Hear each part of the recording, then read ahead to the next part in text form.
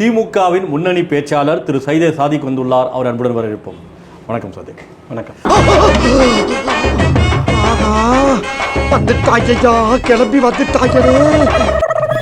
பஞ்சாயத்தடா முடிச்சு பாரு, நமக்காக அம்மட்டு போலும் புள்ள குட்டியோட வெயில்ல காத்து கிடக்குறாங்களே. அப்புறம் குஷ்பு எப்படி இருக்கிறாங்க? அவங்க கிட்ட தான் கேட்கணும். குஷ்பு வந்து என்னோட பழைய அண்ணி. அவனை பேச மாட்டீங்களா? வாய்ப்பாமையில சார்ஜ் கொஞ்சம் ஜாஸ்தி இருந்தாலும் வர்த்து சார். ஒருத்தன் இவ்வளவு அயோக்கியனா இருக்கிறான், பொம்பளை பொறுக்கியா இருக்கிறான், யார சொல்றான்? போர்ஜரி பண்றான், மக்களை ஏமாத்துறான், மக்களை திசை திருப்புறான். இவர்தான், இவருக்கு இதான் வேலை. அவ்வளவு பெரிய அயோக்கியன் ஏன் விட்டு வேடிக்கை பாக்குறீங்க? இவர் மேல நாங்க எந்த ஆக்ஷனுமே எடுக்க முடியாது சார். இவர் பைத்தியம் சார், சட்டப்படி செல்லாது. சூரியனை பார்த்து நாய் குலைக்கிற மாதிரி நினைச்சிட்டு போயிட்டே இருக்க வேண்டியதுதான். என்ன பார்த்தா அவ்வளவு கேவலமான ஆளு தெரியுதா? இல்லைங்க சார், உங்களை பார்த்தா கேவலமான ஆள் மாதிரி தெரியலங்க சார், பெரிய பிச்சைக்கார மாதிரி தெரியுங்க சார்.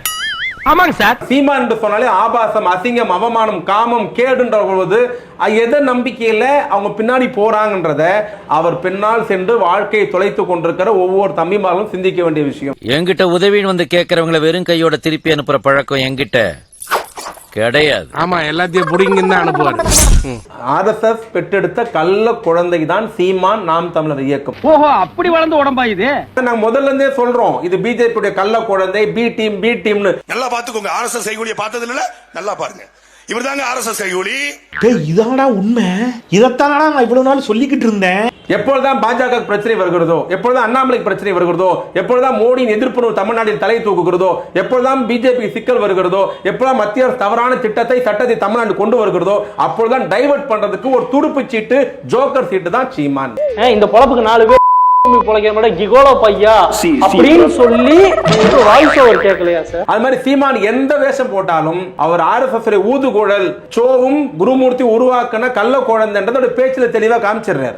தவளை, உன் வாய் தான் உனக்கு வில்ல, உன் கண்ட்ரோல்லே இல்ல. தமிழ்நாட்டு ஆளுநர் சிக்கி சின்னாபினம் ஆகிறார், எதிர்ப்பு பதிவு செய்யப்படுகிறது, தமிழ்நாடு கொந்தளிக்கிறது, ஆளுநர் பதவி விலகணும், மன்னிப்பு கேட்கணும் சொல்கிற பொழுது அந்த ஆளுநரை காப்பாற்றுவதற்காக தேவையில்லாமல் சம்பந்தமே இல்லாமல் ஒரு பெரியார் பேச வேண்டிய அவசியம் என்ன? டைவர்ட் பண்ணாரு. அரசியல்ல இதெல்லாம் சாதாரணமாப்பா. நீங்க என்ன நினைக்கிறீங்கன்னா அவர் இவ்வளவு பேசுற கோவம் வரலையா? வருதுதான். ஏண்டா ஏ கரெக்ட். இந்த நீங்க ஒருவேளை உங்களுக்கு ரொம்ப ஆவேசமா இருந்தா நீங்க கூட நேரா கூட போய் அடிக்கலாம், யாரையும் தடுக்கலாம் தயாரா இல்ல. என்னடா அது? மேற்கொண்டு வேணா 4 அடி சவுக்கால அடிச்சுட்டு போடா. அதுக்காண்டி வரையும் போற வண்டியெல்லாம் ஜாயின் பண்ணி விடாரா? நல்லா இருக்காது. விடுதலை புலி இயக்கம் இருக்கு இல்லையா, அது வந்து இந்தியாவில் தமிழகத்தில் தடை செய்யப்பட்ட இயக்கமா இல்லையா? ஆமா, தடை செய்து ராஜீவ்காந்தி படுகொலை தடை செய்யப்பட்ட இயக்கம்னா அந்த கொடியையும் இந்த அமைப்புடைய தலைவர் படத்தையும் பயன்படுத்தக்கூடாது. ஆமா, ஆனா இங்க ஒருத்தர் வெளிப்படையா பயன்படுத்த புரிய மாட்டேங்குதுங்க. அதெல்லாம் ரகசியம் சொல்றதுக்கு இல்ல. என்னங்க பைத்தியங்க அவங்களாம்? இப்படி ஆனதுக்கு அப்புறமா பைத்தியமானாரா, இல்ல பைத்தியம் ஆனதுக்கு அப்புறமா கழுத்து ஒரு பக்கமா இழுத்துக்கிச்சா? பிரபாகரன் போட்டோ செட் பண்ணி குழப்பம் நடத்துவார். அதே பிரபாகரன் தூக்குல போன எந்த கட்சி சொல்றோம் அந்த கட்சி போய் ஓட்டு கேட்பாரு. பாஸ், அப்ப நம்ம காட்டையும் கொடுக்கிறோம், கூட்டையும் கொடுக்கிறோம். ஆக சீமான் என்பது ஒரு காமெடி பீஸ். என்னை சீரியஸாவே பார்க்க மாட்டீங்களா நீங்க? போங்க சித்தப்பா, உங்க மூஞ்சில போய் யாராவது சீரியஸா பார்ப்பாங்களா?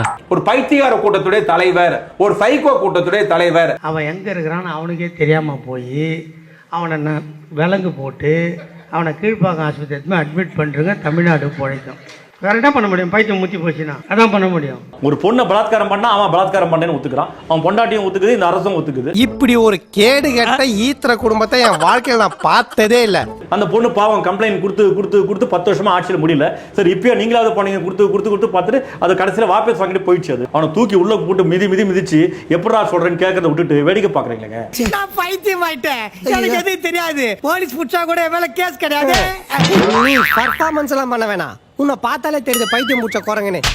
சீமான் இலங்கை போருக்கு அப்புறம் சீமான் வந்து ஒரு தனியார் ஊடகத்தில் ஒரு நிகழ்ச்சி ஒன்று பண்ணாரு. அந்த நிகழ்ச்சிக்கு பணம் கொடுத்து யார் தெரியுமா? ராஜபக்சேவோட தம்பி. அந்த நிகழ்ச்சிக்கும் பணம் கொடுத்தாரு, சீமானுக்கும் பணம் கொடுக்கப்பட்டது. இந்த விஷயம் தெரியுமா? அதை நான் வெளியே சொல்ல முடியாது, அதனால உங்களுக்கு ரகசியமா சொல்றேன். சொல்லவான்னா எல்லாத்தையும் சொல்லிட்டியே. நானாவது அடியில காந்தம் வச்சே, நீ எனக்கு ஆப்பு வச்சிட்டியடா. எனக்கு எப்படி தெரியும் கேளுங்க. எப்படி தெரியும்? ஈழத்து போராளி ஒருத்தர் சொன்னார், சாம்பார் ஆப்பு எனக்கு. இதான் தம்பிமார்கள் கேட்டு ஒருவேளை திடீர்னு சுரணை வந்து ஈழ உணர்வு வந்து பிரபாகரனுடைய மகன் கனவில் வந்து கண் முன்னால் வந்து இதன் மூலம் வெளியே வந்தால் சந்தோஷம்.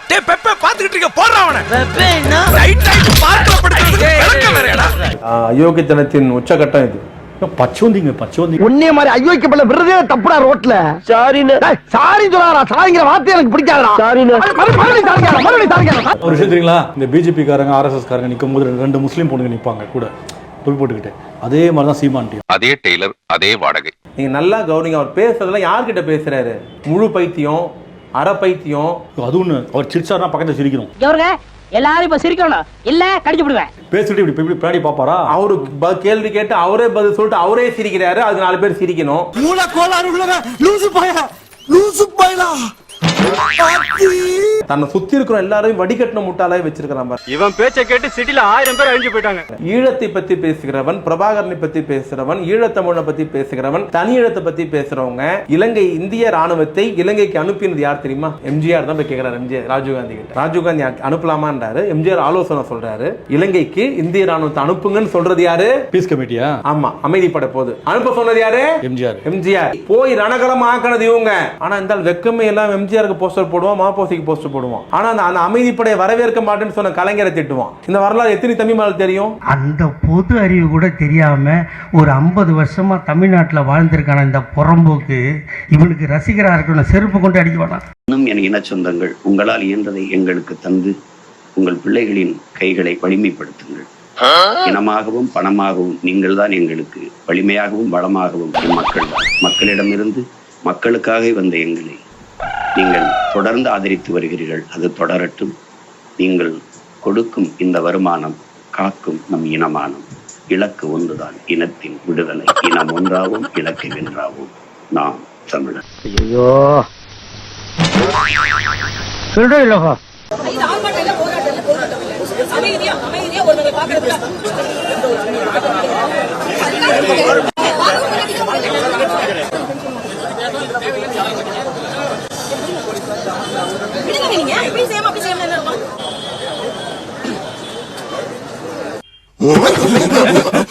எல்லா பக்கமும் அணை கட்டுறாங்களே. கத்திரி வெயில என்ன கத்த விடாதே, மரியாதை வண்டியில ஏறிலே. ஸ்டார்ட் பண்ணு.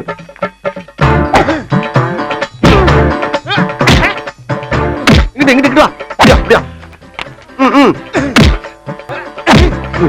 படைக்கலடி மண்டையில மட்டும் அடிச்சிடாத, குலக்கேசல் உள்ள போயிருவேன். சரியா? உங்க வீட்டு பிள்ளையா நினைச்சு எல்லாரும் என்னை மன்னிச்சிருக்க.